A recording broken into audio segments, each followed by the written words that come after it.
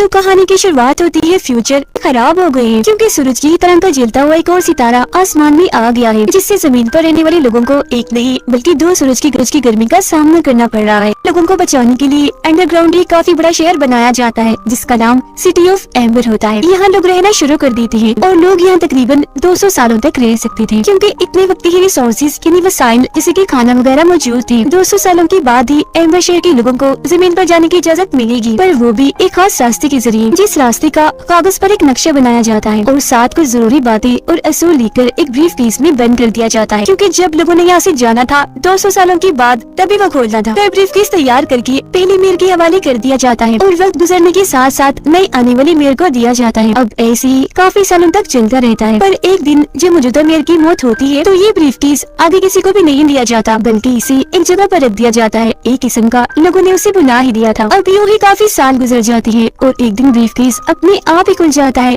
अब हम एम्बर शहर की मौजूदा सूरत हाल को देखते हैं जो अब एक जनरेटर पर चल रहा है, पर मुसीबत ये जनरेटर भी जल्दी खराब होने वाला है। साथ ही खाने पीने का सामान भी काफी तेजी से खत्म होता जा रहा था। एम्बर शहर में हमें एक स्कूल दिखाया जाता है जहाँ जब सारे बच्चे अपनी पढ़ाई पूरी कर लेते हैं तो एक पार्टी रखी जाती है जिसमें हर एक बच्चे को एक पर्ची निकालनी होती है। पर्ची पर बहुत सारी जॉब्स के बारे में लिखा हुआ था और जो पर्ची जिस बच्चे के हिस्से में आएगी उसे वही जॉब करनी होगी सारी जिंदगी। इसमें हर तरह की छोटी से बड़ी जॉब शामिल की गयी थी और सबसे ज्यादा जिस जॉब की पर्चियाँ डाली गयी थी वो जनरेटर की मैकेनिक की थी। अब यहाँ हमें जॉन नाम का एक लड़का दिखाया जाता है जो अपने डैड की तरह जनरेटर का मैकेनिक बनना चाहता था, पर उसके हिस्से में जो पर्ची आई थी उस पर पोस्ट ऑफिस लिखा हुआ था, मतलब वो डाकिये की जॉब करेगा। यही हमें एक लड़की भी दिखाई जाती है जिसका नाम लीना होता है जो जॉन की काफी अच्छी दोस्त थी। उसके हिस्से में पाइप्स का काम करने की जॉब आती है, लेकिन उसका सपना हमेशा से डाकिया बनने का था, तो इसीलिए डॉन उसके साथ अपनी पर्ची बदल लेता है। डाकिया बनने की खुशी में भागी भागी लीना अपने घर जाती है जहाँ उसकी दादी थी, वो भी लीना के साथ उसकी खुशी में खुश थी। वो यहाँ लीना को उसके डैड का मैसेज याद करवाती है। दरअसल मरने से पहले उसके डैड ने इस शहर और बाहरी दुनिया के बारे में काफी साफ साफ मैसेज छोड़ा था और साथ ही ब्रीफ केस के बारे में भी जिक्र किया था, पर लीना ने कभी भी इस पर ध्यान नहीं दिया क्योंकि उसका मानना था कि ये सब फजूल है। अगले दिन वो काम पर जाती है, काफी खुश थी और बड़ी अच्छे से अपना काम कर रही थी, पर तभी अचानक शोर मचने लगता है। वो जब बाहर चेक करने आती है तो कुछ लोग एक आदमी को मार रहे थे क्योंकि उसका कहना था कि इस शहर का जो अंधेरे वाला हिस्सा है जो सबका जाना मना है, मैंने वहाँ एक काफी बड़ा कीड़ा जो क्रिएचर बन गया था उसे देखा, पर किसी को भी उसकी बातों का यकीन नहीं था। सब पागल समझकर उसे मार रहे थे, लेकिन यहाँ पर लीना को उस क्रिएचर का सींग मिल जाता है जिसे उस आदमी ने फेंक दिया था, तो ये उसे अपने पास रख लेती है। डॉन भी काम पर जाता है, पर यहाँ उसका बॉस काफी गुस्से वाला था, उससे बहुत मुश्किल काम करवाता है। डॉन अपने बॉस को कहता है कि मैं पाइपलाइन को ठीक करना चाहता हूँ जो खराब है, पर उसका बॉस ये कहते हुए मना कर देता है कि रहने दो, तुम नहीं कर पाओगे क्योंकि तुमसे पहले भी बहुत सारे लोगों ने कोशिश की पर कुछ नहीं हुआ। वो फिर डॉन को एक मरे हुए वर्कर का हेलमेट देकर काम पर लगने का कहता है, पर क्योंकि पाइपलाइन के मसले को उसने ठीक करना था कैसे भी करके, तो वो चोरी चोरी अपने बॉस की जीप से पाइपलाइन का नक्शा चुरा लेता है। उसके जरिए इस पूरी जगह को चेक करते हुए वो काफी आगे चला गया था। वो फिर कमरा नंबर 351 के बाहर पहुंचता है जहां सबका जाना मना था और यहाँ आकर तो उसकी लगन और बढ़ जाती है। साथ ही वो काफी हैरान भी था क्योंकि इस तरह का कोई भी कमरा नक्शे में था ही नहीं, तो इसीलिए वो अपनी खोज जारी रखता है। ये पाइपलाइंस काफी बड़ी थी, कोई भी नहीं जानता था कि ये कहाँ तक जाती है। आगे बढ़ते हुए वो एक ऐसी जगह पर पहुँचता है जहाँ पर खाना रखा जाता है, और वो ये देखकर काफी घबरा जाता है कि खाना काफी हद तक खत्म हो गया है। तभी इधर फोर्ट गार्ड जो यहाँ की रखवाली करता है वो डॉन को गले से आकर पकड़ लेता है क्योंकि यहाँ तक आना सबका मना था। वो उस पर गुस्सा कर ही रहा था कि तभी अचानक जनरेटर बंद हो जाता है और धीरे धीरे करके पूरे शहर की लाइट चली जाती है।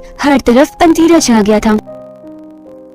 अब जनरेटर को फिलहाल तो ठीक कर लिया जाता है, पर सब जानते थे कि वो ज्यादा टाइम तक चलने वाला नहीं है। इसी रात लीना अपनी दादी के घर जाती है और उनसे उस ब्रीफ केस के बारे में पूछती है। दरअसल जब भी ब्रीफ केस का सिलसिला चल रहा था तो लीना के दादा भी मीर थे और उनकी मौत होने के साथ ये ब्रीफ केस आगे किसी मेयर को भी नहीं दिया गया। वो ब्रीफ केस को ढूंढती है जो उससे मिलकर जाता है, पर वो नहीं जानती थी कि आखिर इसके साथ करना क्या है। अगले दिन जब लीना मेयर के पास जाती है तो वो खाने के डिब्बे छुपा रहा था जिसे वो देख चुकी थी। मेयर यहाँ लगी कुछ तस्वीरें लीना को दिखाता है जिसमें उसकी दादा की तस्वीर भी थी और उन्होंने ये ब्रीफ केस पकड़ा हुआ था। अब उन लोगों के ऊपर हालात खराब होने लगते हैं क्योंकि अब उन्हें खाने पीने और दवाइयों की तंगी से गुजरना पड़ रहा था। अब लीना डॉन से मिलती है और उसे वो सींग देती है जो उसे बड़े कीड़े यानी क्रिएचर का था जिसे आदमी ने फेंक दिया था। डॉन सींग लेकर अपने डैड की मदद से पता लगवाता है कि ये असली है या नहीं। उसके डैड के पास काफी जानकारी थी इस बारे में, पर उन्हें भी समझ नहीं लगती कि आखिर किसी कीड़े का सींग इतना बड़ा कैसे हो सकता है। वो फिर डॉन की मदद करने से इनकार कर देते हैं क्योंकि वो नहीं चाहते थे कि वो शहर के बारे में ज्यादा खोज करे। उसके डैड से भी कोई मदद ना मिलने पर लीना उसे वो ब्रीफ केस दिखाती है जिसमें से एक फटा हुआ कागज का टुकड़ा,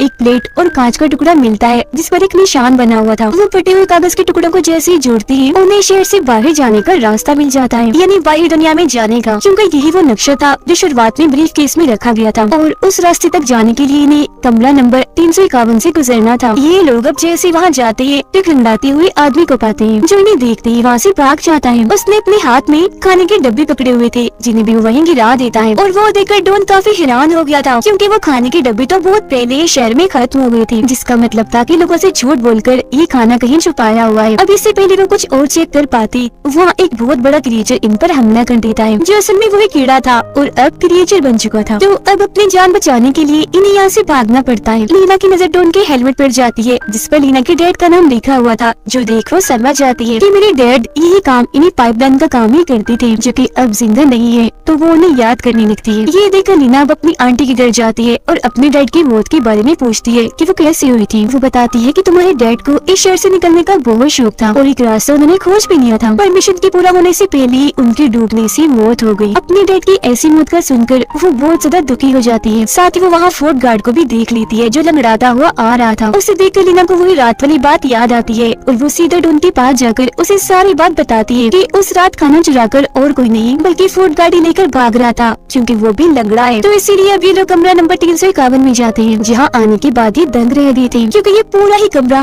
खाने से भरा हुआ था जिसे कि लालची मेयर ने अपने लिए जमा किया हुआ था यहाँ पर। और ये खाना इतना ज्यादा था कि उसकी पूरी जिंदगी तक चल सकता था, जबकि उसके लोग बेचारे भूखे मर रहे थे। वे लोग वहाँ से भागकर लीना के घर आ जाते हैं। वो लीना के डैड की रिकॉर्डिंग सुनते हैं जो उसमें एक फौजी के बारे में बताया जा रहा था, इसीलिए वो फौरन भागकर अपने डैड के पास जाता है और उनसे लीना के डैड और फौजी के बारे में पूछने लगता है। तब उसके डैड बताते हैं कि लीना के डैड और फौजी मिशन में एक साथ थे, पाइपलाइंस का ही काम करते थे, पर कभी भी अपने मिशन में कामयाब नहीं हुए, बल्कि लीना के डैड के साथ साथ उनके बहुत सारे साथियों की भी मौत हो गई, उस फौजी की भी। इसलिए मैंने कभी तुम्हें इस मिशन के बारे में नहीं बताया, बल्कि हमेशा मैकेनिक और पाइपलाइन के काम से दूर रखने की कोशिश की। अब डॉन अपने डैड की परेशानी समझ तो जाता है पर उसे कैसे भी करके अब इस मिशन को पूरा करना था, यानी कि यहाँ से खुद भी निकल कर और बाकी लोगों को भी निकाल कर। उधर लीना मेयर को बेनकाब करने की कोशिश करती है, यानी कि वो कितना बड़ा लालची है सबके सामने लाना चाहती थी, लेकिन बेचारी पकड़ी जाती है। उसे खुद मेयर नहीं पकड़ा था, लेकिन तभी यहाँ की नाइट्स बंद होना शुरू हो जाती है, जिस चीज का फायदा उठाकर लीना मेयर का बैग चुरा कर भाग जाती है, जिस वजह से लीना और डॉन दोनों को क्रिमिनल इन्हीं अपराधियों की लिस्ट में टॉप पर डाल दिया जाता है। वो लोग अब मेयर के बैज और ब्रीफकेस से मिले कांच के टुकड़े को एक साथ जोड़ते हैं, जिससे वो मुकम्मल हो गया था और उस पर वो निशान बन गया था जो जनरेटर रूम के दरवाजे पर भी बना हुआ था। उन्हें लगता है कि शायद ये उस कमरे की चाबी है। वो कमरा नहीं खुलता। फिर जब नक्शे पर लिखी गई जरूरी बातों को लीना पढ़ती है तो उसे पता चलता है कि उन्हें एक अलमारी को हटाना है, और अब जैसे वो अलमारी हटाती है अंदर एक खुफिया जगह पर बहुत सारी अलमारियाँ पड़ी हुई थी। वो फिर दूसरे सोल को पढ़ती है तो उसके मुताबिक व्हील को घुमाने लगती है, जिससे सारी अलमारियाँ एक तरफ और जनरेटर रूम एक तरफ हो जाता है। एक खुफिया दरवाजा जैसे खुलता है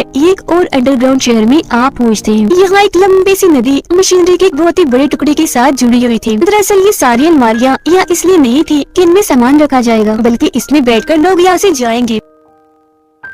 तीसरे सोल के मुताबिक इन्हें कंट्रोल रूम में जाना था, और अब यहाँ ये उस बैच और कांच के टुकड़े को एक चाबी की तरह जैसे इस्तेमाल करते हैं जो कंट्रोल रूम का दरवाजा खुल जाता है। अंदर आकर ये बहुत सारे बटन्स को देखते हैं जो यहाँ की सारी मशीनरी को कंट्रोल करते थे। बताई गई जरूरी बातों के मुताबिक वो जैसे व्हील को घुमाते हैं, बटन दबाते हैं तो मशीनरी अपने आप ही घूमने लगती है। लेकिन मुसीबत इनके लिए तब बढ़ती है जब पानी का प्रेशर बढ़ता है और शहर की लाइट्स अब तेज तेज काम करने लगती है। अचानक प्रेशर इतना बढ़ जाता है कि पाइप लाइन्स टूट जाती है, जिससे अब सैलाब आने का खतरा था। मैं जब सारे लोगों के साथ खड़ा हुआ था तो वहाँ भी सब हिलने लगता है, चिंगारियाँ आकर गिरने लगती हैं, जिससे मैं समझ जाता है कि मेरा राज सबके सामने आने वाला है और ये शहर भी सैलाब की वजह से तबाह होने वाला है। इसीलिए वो एक ऐसे कमरे में चला जाता है जहाँ पानी नहीं आ सकता था, लेकिन एक बहुत ही बड़ा क्रिएचर वहाँ आकर मेयर पर हमला कर देता है और उसे फौरन निगल जाता है। पानी का प्रेशर बढ़ता ही जा रहा था तो सारे सिस्टम को ठीक करने के लिए डॉन का बॉस वहाँ आता है और वो डॉन से कहते हैं कि पानी के प्रेशर को रोकने, मशीनरी को ठीक करने के लिए हैंडल को पकड़े रखना है, जो काम जाहिर है खतरनाक है पर लोगों की जान ऐसे बचाई जा सकती है, तो तुम यहाँ से भाग जाओ, ये काम मैं कर लूंगा। अब हालांकि डॉन ऐसे करना तो नहीं चाहता था पर उसे जाना ही पड़ता है और उसका बॉस अपनी जान पर खेल कर हैंडल को पकड़े ही रखता है। अब यहाँ लीना, उसकी छोटी बहन और डॉन एक किश्ती में बैठ जाते हैं। पानी के प्रेशर की वजह से उनकी किश्ती वहाँ से निकल जाती है। वो लोग काफी आगे आकर एक ऐसी सुरंग में आ जाते हैं जहाँ बहुत ही अंधेरा था। इन लोगों को ठीक नहीं लग रहा था तो अपने अपनी जान बचाने के लिए दुआएं करने लगते हैं। अब ये लोग एक काफी बड़े झरने से नीचे आ रहे थे,